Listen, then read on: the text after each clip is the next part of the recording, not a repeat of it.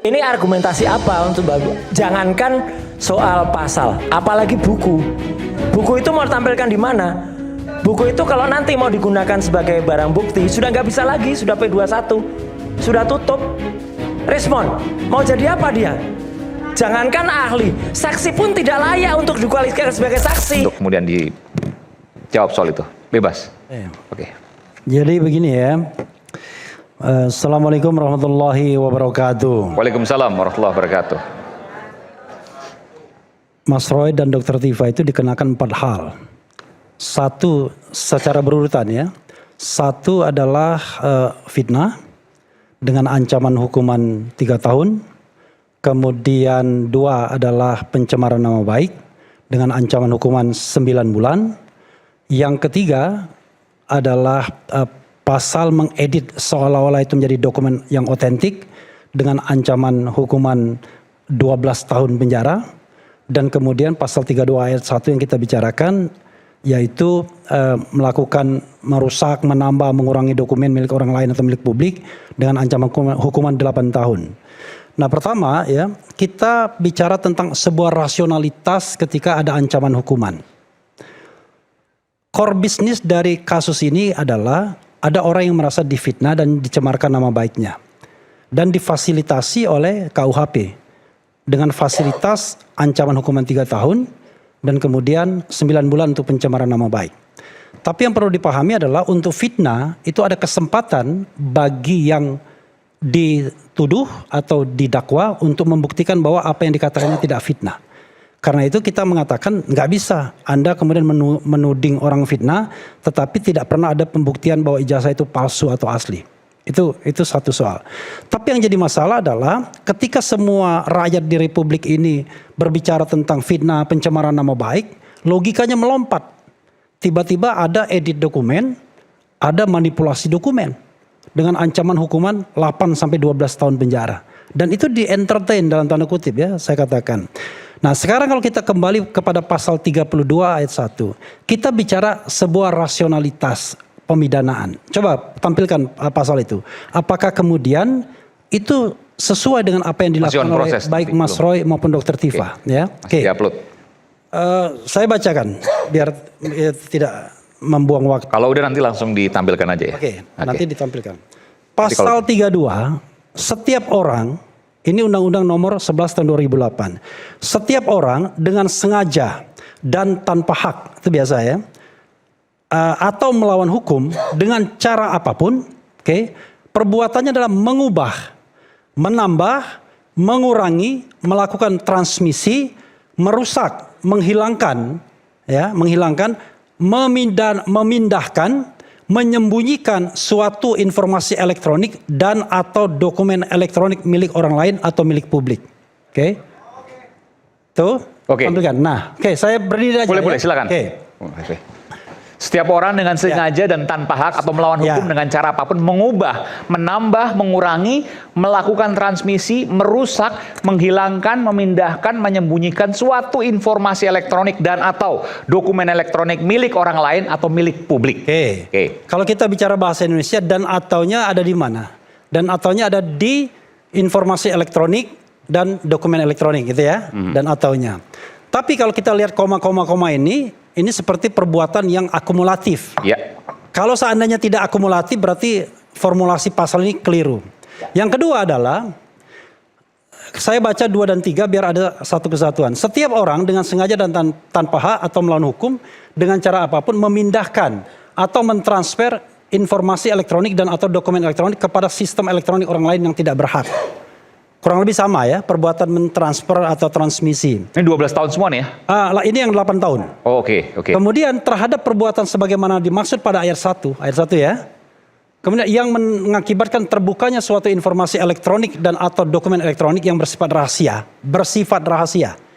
Menjadi dapat diakses oleh publik dengan keutuhan data yang tidak sebagaimana mestinya. Pertanyaan kita adalah rasionalitas kita. Ada nggak Mas Roy Dr. Tifa melakukan perbuatan ini?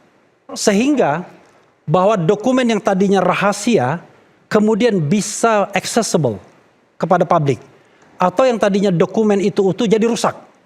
Kan kita pakai rasionalitas saja. Makanya kami pada waktu pra-peradilan menantang. silakan hadirkan saksi dan ahli yang mampu menerangkan bukan benar dan tidaknya tindakan, tetapi ada minimal 2 alat bukti yang cukup, yang memadai untuk diterapkannya pasal 32 ayat 1 ini. Dan unfortunately nggak ada mereka hadirkan satu pun saksi. Yang ada ahli, tapi ahlinya ahli kitab undang-undang hukum acara pidana, ahli pidana, yang juga tidak bisa menjelaskan soal ini. Jadi kalau kita bicara tentang rasionalitas, it doesn't make sense. Bayangkan, kalau begitu caranya, maka orang-orang yang kemudian melakukan penelitian dan lain sebagainya mudah sekali dikriminalkan. Dan jangan lupa, di forum ini saya ingatkan bahwa rakyat bersuara itu menjadi satu acuan untuk mendakwa Dr. Tifa. Acara tanggal 22 April. Ya. Ya. Dan ini bayangkan. Dan ini tanggung tidak jawabnya seharusnya gimana? terjadi. Kami Tidak sudah seharusnya melakukan terjadi. Kenapa saya keberatan katakan soal tidak itu? seharusnya terjadi? Karena 2 hal, seharusnya 3 hal dilakukan ya. proses lewat Dewan Pers. 1, kita berdebat di sini sudah ada perimbangan. Gak mungkin Aiman cuma mengundang kita. Sehingga apapun yang saya katakan bisa dibantah oleh lawyer Jokowi atau siapapun yang terafiliasi dengan Jokowi. Kan begitu. Karena itu kalau kita bicara tentang hak jawab itu sudah suddenly hak jawabnya. Kalaupun Anda tidak suka dengan apa yang terjadi, Anda bisa melakukan yang namanya komplain mekanisme Lewat Dewan kepada Pers. yang bersangkutan. Enggak, belum hak jawab. Di acara tersebut. Iya, Oke, hak jawab. betul. Kalau misalnya Aiman tidak mau memberikan hak jawab tersebut, salah berarti. Katakanlah misalnya hak jawabnya diminta pada next season, itu soal lain. Nah yang ketiga, yang bisa dilakukan adalah komplain mekanisme kepada Dewan Pers. Itu tidak dilakukan. Jumping up saja, dilaporkan dan kemudian menjadi fakta atau menjadi link untuk memidanakan seseorang. Coba lihat misalnya, pasal 35 nanti diinikan lagi. Karena itu, kita mengatakan, kita menantang, ada nggak saksi yang melihat ya, baru melihat benar atau tidaknya, bahwa Mas Roy mengubah, menambah, mengurangi, melakukan transmisi, merusak, ya, menghilangkan, memindahkan, menyembunyikan suatu informasi elektronik. Pertanyaannya, ada nggak saksi yang melihat itu? Iya, ada nggak saksi yang melihat itu? Dan ketika kita... Sebentar, saya tanya boleh? Iya. Saya jawab. Boleh jawaban singkat saja, Prof. Firmanto, ada nggak saksi yang melihat itu? Bahwa Mas Roy dan Dr. Tifa melakukan pengubahan dokumen digital tadi? Tes. Selamat malam. Ya, salah satunya Mas Roy. Saksi satunya Mas Roy? Iya dong, karena dia yang menyatakan ijazah Oke. Pak Jokowi palsu. Loh, bukan. Oke. Kan gitu. Maksudnya pasal ini dibuat untuk apa? Tahu nggak, Prof? Enggak, saya Ini nggak tuh mau- untuk hacker. Saya nggak mau mengomentari, makanya Loh, tadi iya. saya senyum-senyum aja. Karena kenapa? Makanya. Apa yang sudah disampaikan semua prejudis ini kan sudah dibantah dalam putusan Prapit kemarin. Pra-peradilan kemarin. Sudah ditolak semua. Sehingga dikatakan Itu nggak benar, itu nggak Anda benar. gunakan Itu nggak benar. aja sidang untuk hak Anda dan itu dibolehkan. Jadi saya pikir gini, kenapa dari tadi saya mencermati aja? Karena yang dibahas ini sudah lampau. Ini yang pra-peradilan kedua kemarin ini? Iya. Sudah dibahas dan kemudian Mas Roy kalah. Tersangkanya dipertanyakan kan kemarin. Belum Kita dan masuk ini tidak kan. dipertimbangkan. Gini ya, begini. Jadi saya mau menyampaikan bahwa kemarin itu hakim sesungguhnya sudah membuat hukum. Mengatakan bahwa penetapan tersangkanya tidak pengajuan permohonan review terhadap penetapan tersangka ditolak kan gitu. Artinya malah sampai ada beberapa kata yang mungkin saya nggak usah sampaikan lah. Yang intinya penyalahgunaan Prapit kira-kira gitu. Jadi saya pikir Oleh hakim ini? oleh hakim Disebutkan itu? disebutkan. Jadi menurut saya tolonglah, kita kan di sini kan disaksikan oleh publik. Kita skip aja nih. Tadi kan agendanya adu bukti, itu lebih menarik. Tapi kalau kita bahas lagi mengenai penetapan tersangka pasal demi pasal, siapapun ahlinya Akan kan nanti berbeda. akan dilihat nanti di persidangan. Oke. Karena disampaikan oleh hakim demikian. Jadi saya pikir Oke. saya menghargai rekan saya harus refli, tetapi dilanjutkan. saya juga tidak mau lantas terus disajikan seperti ini. Oke. Bang Aiman. Oke. Iya, Tapi intinya bahwa ada saksi itu, ada salah satu adalah Mas Roy. Oke, silakan. Gini, saya lanjutkan ya. Itu salah. Gini. Saya kok malah jadikan saksi Ya. nih. Gini. Setelah ini baru kita Ya. pembuktian. Ya, makanya Otaknya udah terbalik. Makanya kan Gini. beliau-beliau ini menyatakan Gini. dialah segalanya. Tidak ada yang benar kecuali dirinya. Kan itu nih, kan mau dipertontonkan seperti itu. Jadi saya tidak mau terjebak di situ. Jadi saya pikir kalau kita membahas yang lain, ini udah berapa sesi nih bicara dan nggak selesai-selesai. Dan terakhir dalam putusan Prapit ditolak. Ya, Man, saya biar saya jelaskan. Sebelumnya saya tambahkan Gini ya, sebentar dong. Ini kan saya masih berdiri di sini. Gimana? Jadi kalau kita mau berdebat, ya, berdebatlah adu argumentasi. Argumentasi Anda apa, ya? Jangan hanya kemudian membantah hal-hal yang tidak relevan. Argumentasi saya yang sifatnya tidak argumentatif, ya kan? Prapit sudah menolak. Nah, itu kan bukan argumentasi. Bukan dong. Loh, itu hanya sekedar mengatakan Prapit sudah menolak. Anda tahu nggak isi jawab Anda Prapit katakan itu apa? tidak seperti itu, ya kan itu pendapat saya. Ya udah, it's okay. Saya mau jelaskan kepada Anda yang tidak membaca. Jangan semuanya Anda seperti itu, nggak boleh. Saya mau jelaskan kepada Anda, ya. Jadi gini, Man, ya. Kita Sampaikan harus aja membedakan pandangan Anda. antara pokok Jangan melarang perkara saya, dan Prapit. Dalam Prapit itu kita tidak mempermasalahkan apakah tindakan ini benar atau tidak. Kita baru menantang apakah ada orang yang bisa menjadi saksi dan ahli yang menerangkan bahwa Mas Roy dan Dr. Tifa melakukan perbuatan-perbuatan yang dikatakan di sini. Kami pada waktu Prapit itu mengeluarkan atau ada 4 saksi kami, ya. 4 saksi tersebut kami tanyakan kepada mereka pada waktu memberikan keterangan saksi, apakah ditanya mengenai pasal 32 ayat 1. Tidak ada satupun yang mengatakan itu. Mereka mostly bicara tentang ijazah palsu Jokowi dan kemudian bicara tentang fitnah dan pencemaran nama baik. Nggak ada. 32 ayat 1 dan 35 ini jumping up. Itu faktanya. Nah, lalu kami juga menantang ahli. Ada nggak ahli yang bisa menerangkan sebuah proses yang kemudian bisa dikategorikan bahwa Mas Roy melakukan tindakan-tindakan ini. Dan dikaitkan dengan pasal 3. Bahwa dokumen yang bersifat rahasia itu menjadi dapat diakses, accessible. Jadinya, pertanyaan saya adalah, misalnya untuk dokumennya Dian Sandi. Kita bisa nggak mengakses dokumen Dian Sandi itu dari awal? Dari awal kita bisa mengaksesnya kok. Bukan dokumen rahasia, lalu kemudian dikutak-katik Mas Roy jadi accessible atau rusak. Kan nggak begitu. Jadi kalau kita menegakkan hukum nggak pakai rasio, ya susah. Ya kan, pokoknya. Apalagi kalau saya menunjukkan pasal 35, itu nggak masuk akal. Pasal 35. Nah, ini ya, kalau dibilang ini perdebatan lama, belum bro. Kan belum masuk pokok perkara. Kemarin itu kita ditolak itu bukan pada substansinya. Tantangan kita itu nggak dijawab sama hakim. Hakim menjawab apa? Hakim menjawab dengan prejudice. Apa? Ini tidak relevan. Harusnya Prapit ini diajukan ketika penetapan tersangka pada tanggal 7 November 2025. Kalau kita bicara hukum itu hak. Kalau itu misal hak kita mau gunakan tanggal 7 November kayak atau sekarang kayak sepanjang dibolehkan oleh hukum, ya nggak ada masalah. Apalagi kemudian seorang hakim mengatakan bahwa ini menunda-nunda pokok perkara. Ini menyalahgunakan Prapit dan lain sebagainya. Betul. Itu bukan pertimbangan hukum. Betul. Itu prejudice yang seharusnya tidak boleh dibuat oleh seorang hakim. Hakim itu harus jelas, clear. Anda salah, Anda benar. Terbukti, tidak terbukti. Kalau kemudian Anda membuat sebuah pertimbangan hukum yang tidak didasarkan pada bukti persidangan, itu namanya sontoloyo. Iya. Nah, perkara kemudian soal ditolak, udahlah kita paham lah. Yang namanya success story Prapit itu memang tidak banyak. Dia menantang kita masuk pada tahap persidangan. Nanti kita juga buktikan tahap persidangan. Betul. Bro, saya lagi ngomong bro. Nanti saya kasih kesempatan ya. Saya boleh juga bicara. Karena itu saya katakan perdebatan kita ini belum akan selesai. Jangan dibilang yang dulu. Karena secara faktanya adalah bahwa baik Mas Roy maupun Dr. Tifa sudah clear.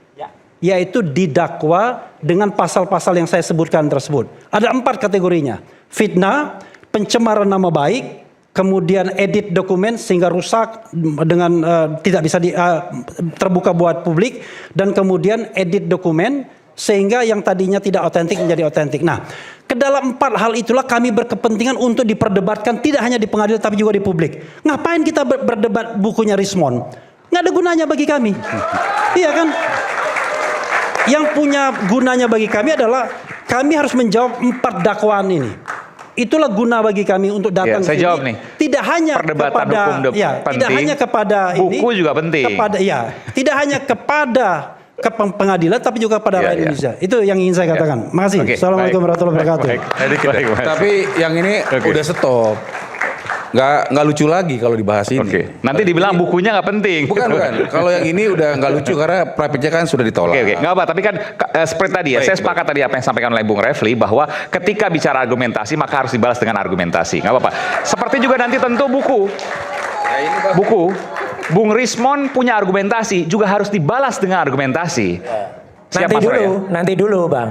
Oke. Ini argumentasi apa untuk jangankan soal pasal, apalagi buku. Buku itu mau ditampilkan di mana? Buku itu kalau nanti mau digunakan sebagai barang bukti sudah nggak bisa lagi, sudah P21, sudah tutup. Rismon mau jadi apa dia?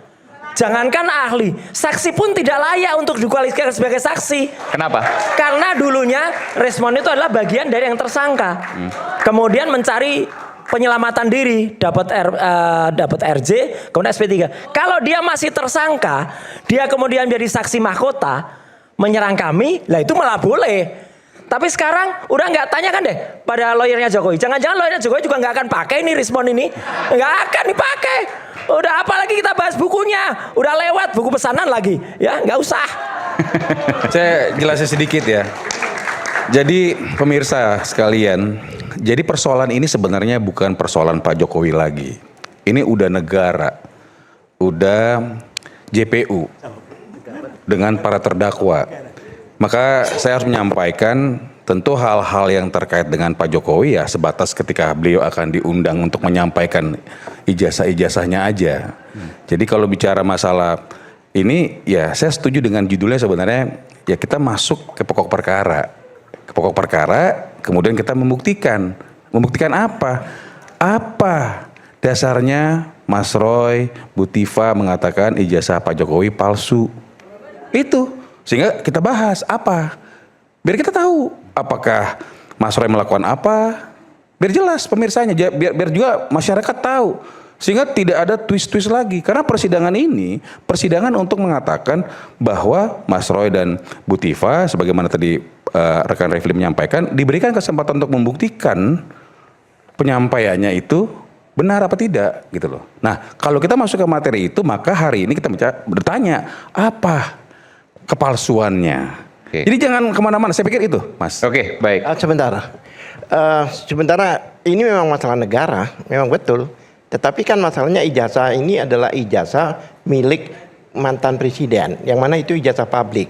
Jadi dikatakan di situ adalah rahasia, sudah tidak rahasia lagi. Bahkan sudah pernah di persidangan informasi KIP, informasi Komisi Informasi Publik. Bahkan saya ikut karena saya juga sebagai pengacaranya Bonatua, ya kan? Itu bahkan bukan cuma palsu saja, tidak ada. Ijazah itu tidak ada. Ijazah itu tidak ada. Ya nggak ada. Saya boleh tanggapin ya? Boleh. Nggak, sebentar. Ijazahnya nggak ada maksudnya?